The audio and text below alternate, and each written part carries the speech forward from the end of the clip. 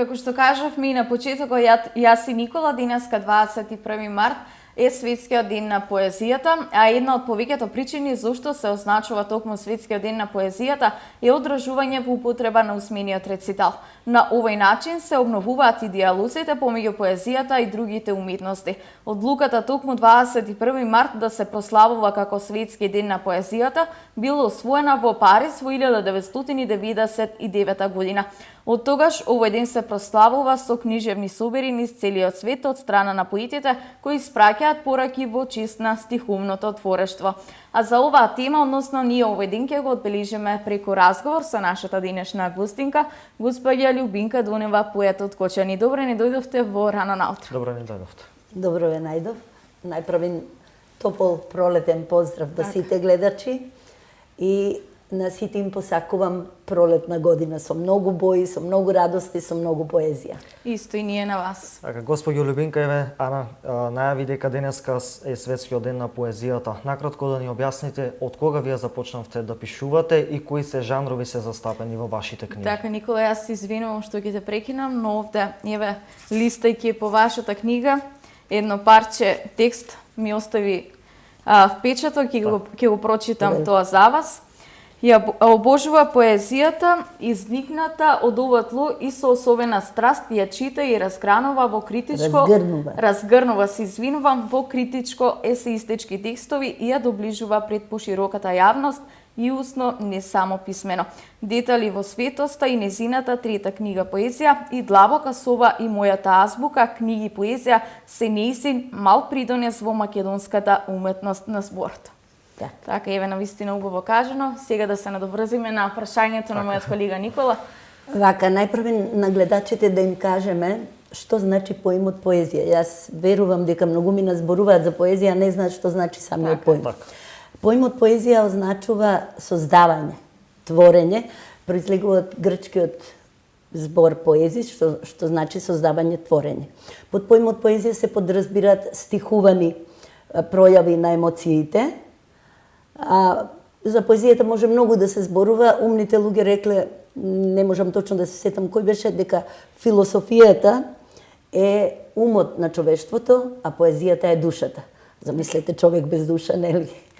И исто така има една друга теза дека на космосот, ако се подпираме на научни сознанија, космосот всушност дека е рбетот на математиката е рбетот на космосот, а поезијата е мускулатурата. Нели, кога космосот би бил само рбет, би било страшно. Според тоа, значи, поезијата е нешто што го облагородува човештвото, живењето и така натаму, и така натаму. Патем Никола што ме праша. Па не знам како да кажам. Најверојатно тоа човек го носи во себе да се занимава со поезија или не. Јас сега ќе ве насмеам, бе второ оделение, кога прв пат напишав една песна со наслов Морнар, а нити има видено море, нити знаев што е море. Така што моите поголеми браќа, сестри одеа на училиште и најверојатно заради тоа. А јас сум родена во Соколарци, прилично каменливо село, луѓето од овој регион го знаат селото. И учителот мој ми вика, ги читаме и ми вика, добро, Љубинка, ти кога виде море? И сега јас, ама, меѓутоа уште си ја памтам и сте си го замислувале? Така, па всушност поезијата е тоа. Имагинацијата, фантазијата, за жал сега се поинаку се случува и така натаму, и така натаму. Така, еве, например, да ни објасните колку време ви е потребно за да напишете една песна, од каде најчесто ја вадите инспирацијата? Вака, за да се напише песна, не е тешко да ја напишете. Меѓутоа, тоа е носење.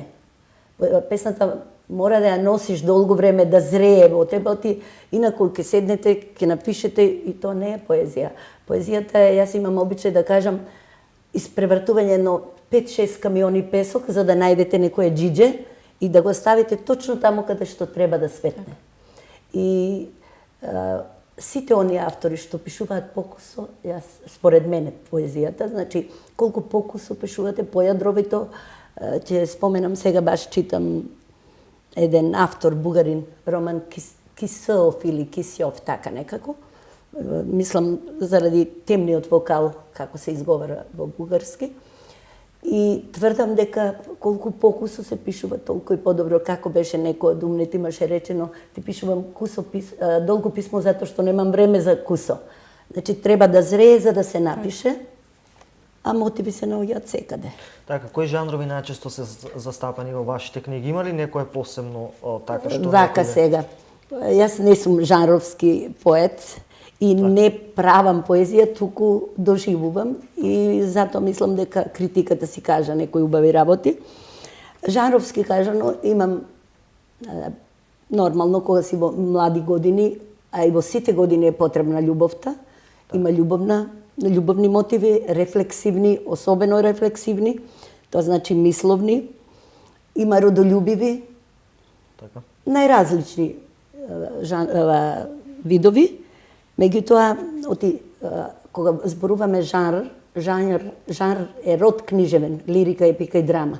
Лириката има своји видови, подвидови, така натаму. Така, еве. Така, еве, јас пролистав знали. накратко Еве во се. вашата книга. Ќе ве замолам, нели, денеска Светски ден на поезијата, еве овде во живо, да Ви ни благодарам. рецитирате една од вашите песни, ја одбрав молитва. Јас не рецитирам, ке читам. Ќе читате добро. Има артисти што многу убаво рецитираат. Еве вака сега, бидејќи денот е таков убав. Нека е благословен каменот што ја дава сол на водата за да е таква каква што е. Нека е благословена земјата што му дава маја на каменот за да е тоа што е. Нека е благословен воздухот што ја дава здив на земјата за да е тоа што е. Нека е благословено сонцето што ја бои цртанката на воздухот и земјата за да биде трпеза на животот.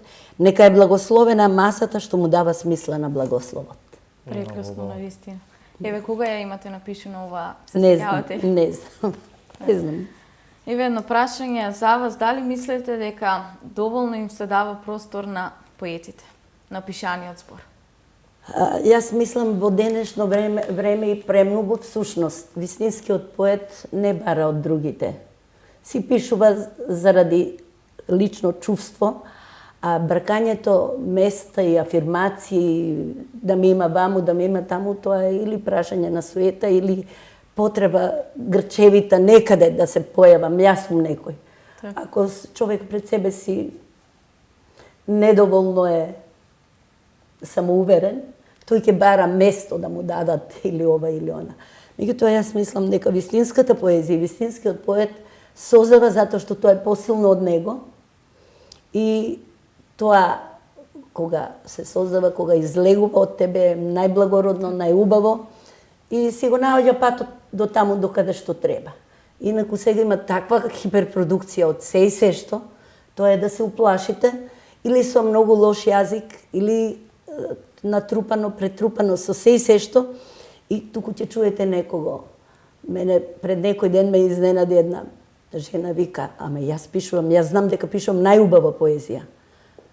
Ворете тоа да бидеш самоуверена, ама толку, а викам колку книги, макар што не значи, некој има 20 книги, па од тоа тие се тие неколку 10 камиони, што викам, па дали ќе најдете 2-3 джиджиња, тоа е друга работа. Меѓутоа, жената толку самоуверено и кога ја прашав кој поет најмногу го ценеш од современите, од живите автори, рече Блажај Коневски. Малку јас се сепнав затоа што жената работела некогаш како наставник. И Блажај Коневски е нели одамна починат, иако е жив со својата поезија. А има поети што пленуваат со својот раскош, со својата убавина, со својата ударност. Така, ете, јас, например, поезијата ја доживувам како некоја порака. Да се преку песна да се испрати порака до народот. Па има своја порака, мислам, секоја пишана работа на извесен начин е порака. Тоа е комуникација. Поезијата комуницира со најдлабоката интима на поединецот. И секој може да се пронајде во поезијата, во зависност од тоа колку тој е богат со емоции и кои емоции го преокупираат. А еве младите колку сакаат да пишуваат, знаат ли да пишуваат поезија? Вие Па јас сте мислам дека има. пензиониран професор по македонски Така, јазик, така. еве имате искуство со младите. Така. Сега вака ќе ви кажам, да не звучам многу фалбаџиски, бидејќи Воопшто ќе нема се, да биде ќе така, се разберам. види и учениците ќе видат, најверојатно. Меѓутоа, јас имав среќа да работам со едни прекрасни млади луѓе. Може би јас сум таков тип, меѓутоа младите, јас со кои работев, изморени беа. И откако ќе работевме некои програмски одредени содржини, јас ќе им речев, дечки, сакате малку да ви читам поезија? Да, професорки. И им читав и од моите и од други. И им објаснував, да речеме, мене пред некој ден пред една недела ми кажа дека сум препеана со 2-3 песни, 5 всушност, во Бугарија, Балкански гласови се вика. Не знам што е антологија, уште не имам добиено, меѓутоа веќе електронски беше покажано. И ми вика таа препевачката, ама јас некои работи не можам да ги препеам.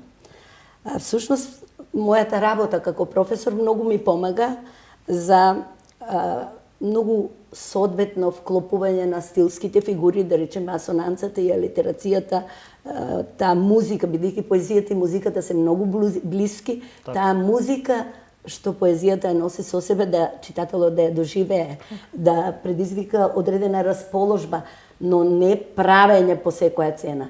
Значи, емоциите ги доживуваш и сега трагаш по зборот. Кој е вистинскиот збор, да го ставиш тоа джидженцето, да го ставиш точно таму за да светне и да раздвижи некого. Така, еве, јас ја разлистувам вашата книга Длабока соба и ќе ве замолам и од овде една песна да ни прочитате. Која? Сега ќе најдеме. Инаку, Никола предходно ме праша, пишувам јас и песни во проза, и тоа е одлика на моите книги, во нив ставам и... Така, еве да ни објасните, од секогаш сум се прашувал кој е Терко, така еве да напишете една убава песна. Терк не постои. Од каде? Терк не постои. Тоа е внатрешно чувство, тоа е само ќе ја носите и најнаш ќе избликне, ќе ја истурете и тогаш е тоа најубаво. Така, најнаш Така добивате е, дали ви се инспирација. случува Не, некогаш? инспирацијата е постојано. Најнаш добивате инспирација.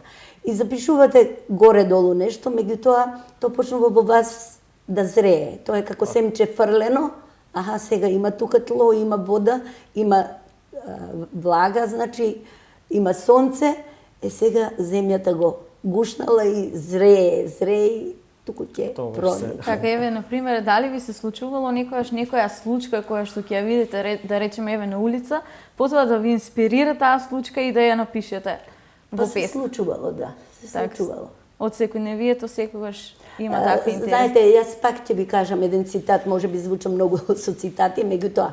Таков е денот секако. Добитникот на Златниот венец на Струшките вечери на поезијата, не знам за која година точно беше, Макото Оока, тоа е јапонски поет, вели вака: поезијата настанува како резултат на комуникацијата на човекот со друг човек, најчесто мажот и жената, на таа релација, и човекот и природата.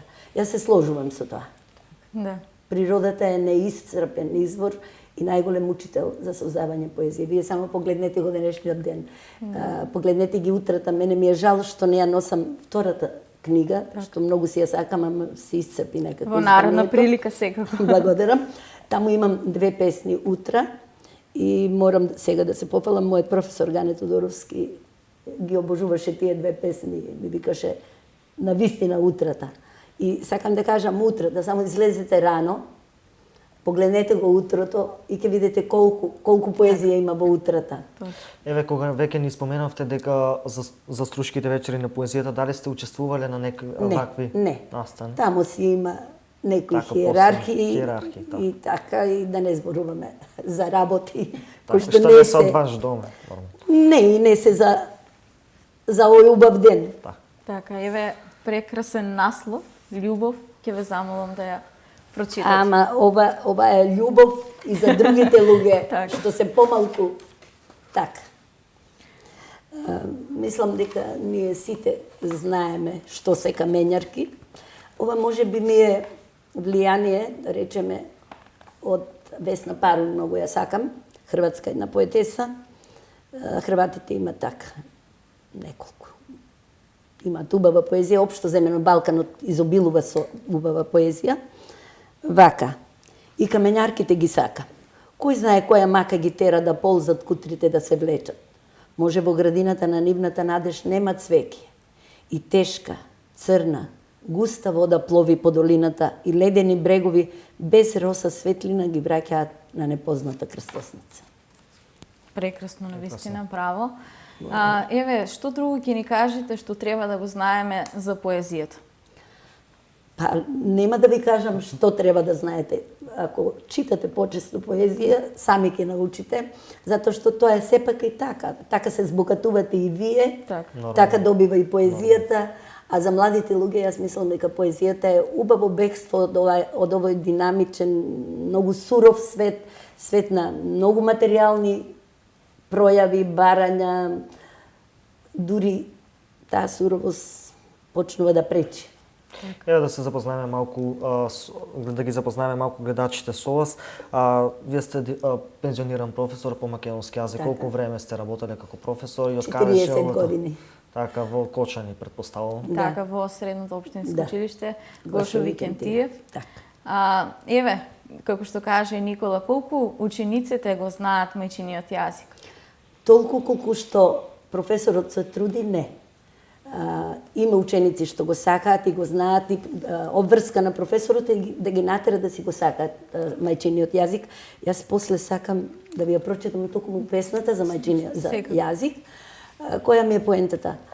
Јас мислам дека сите наставници пожртвувано си ја работат работата, меѓутоа сега да не бидам погрешно разбрана од вас, меѓутоа голем дел новинари ја разградуваат работата што ја градат наставниците.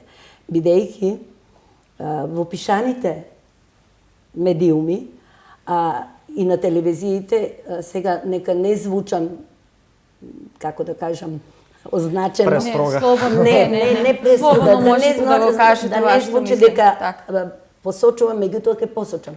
Значи, насител како да се претплатени на погрешно јазично изразување. На Канал 5 исто така. Ретко доживувам една сатисфакција јазична, каде што треба да се влюбите во јазикот. Пред 20 години бев на еден научен симпозиум во Приштина и темата беше комедијата во српската литература. Јас имав една паралелна слика прикажано на Фема од Кондирена тиква на Стирија Поповиќ и господја министерка од Нушиć и читав на македонски јазик. Ечеше салата од смеење, што е најнормално, станува збор за комедија, меѓутоа за мене тоа не беше толку големо задоволство, туку кога една професорка по светска литература, Хасмија Муртагиќ, рече: "Ти благодарам што се влюби по македонскиот јазик." За еден професор нема поголема сатисфакција од тоа да каже, да посочи, да успее некој да го засака неговиот јазик. Јас за голем придонес си го сметам тоа што укажувам на јазикот, што научив една жена од Тугинка на македонски јазик и сега не е најголем амбасадор таму каде што е. Така што апелирам, еве да употребам македонски збор, повикувам. Значи, новинарите многу јазично да работат на себе. И многу ми е жал што ние имаме толку богат јазик, а многу сме снобовски настроени, помодари. Че чуеме еден збор и сите го употребуваат и заживува. Таков беше случајот со сегмент, таков беше случајот со дефинитивно, Јас мислам дека со во погрешно се е акцентирање. така, во се е така, буквално. За жал сите области Так. дозволуваме да се разнебитуваме одвнатре, а тоа е најголем грев. Пред некој ден имаше промоција на книгата на Славе Ѓорѓо Димовски. Така, ние имаме подготвено и материјал. Само така. да го кажам, цитатот што сакам да го кажам, Славе Ѓорѓо Димовски е и професор по книжевност и многу убаво рече: поезијата е таа што го чува јазикот. Поезијата, книжевноста воопшто е браник на јазикот. И затоа во име на тоа сакам ова да ви го Ако. прочитам Така, за професор, јазик. ке само пред да започнеме со денешниот разговор, ни укажавте на некои грешки, ни дадовте совети, што ние секако нормално ќе ги прифатиме од благодарам. ваша страна. Еве само да ни кажете колку дијалектите влијаат во јазикот, односно во изразувањето. Дали Па влија, Дали тоа се- не може човек да побегне од својот дијалект и тоа е многу убаво. Дијалектите се раскош на еден јазик, зачин на еден јазик, убавина на еден јазик и тоа е многу убаво. Меѓутоа, дијалектот си има свое место и се знае во установите стандардниот јазик, затоа и се вика стандарден. Своевремено кога македонскиот јазик станува званичен, веќе службен јазик во Република Македонија, се викал литературен. Тогаш заживува македонската литература, но сега имаме едно разграничување литературен е јазикот на литературата каде што може да влезе и дијалектот, така? а стандарден е стандардниот јазик и во медиумите и воопшто. И кога ќе влезете во Акцентирањето е многу важно, така е. и акцентирањето, за жал како по правило тугите зборови некои ги акцентираат со македонски акцент, а македонските зборови со Значи, туѓ. наистина треба многу да се учи. Глаголскиот прилог задолжително слушам бидејќи одејќи јадејќи, наместо бидејќи одејќи, тоа е одстапувањето од третосложното акцентирање, неправилната употреба, да речеме, на кратката заменска форма, никако да сватат некои новинари, наместо не зе и, не а ја, тие употребуваат не зе ја, не а и. Не а и дадов, наместо не а ја видов. Да. Не зе и реков, наместо не зе и реков, ти викат не зе а видов, Така, наместо не а ја видов. Не а и дадов, наместо не а. Така И и така. не можеш да разбереш.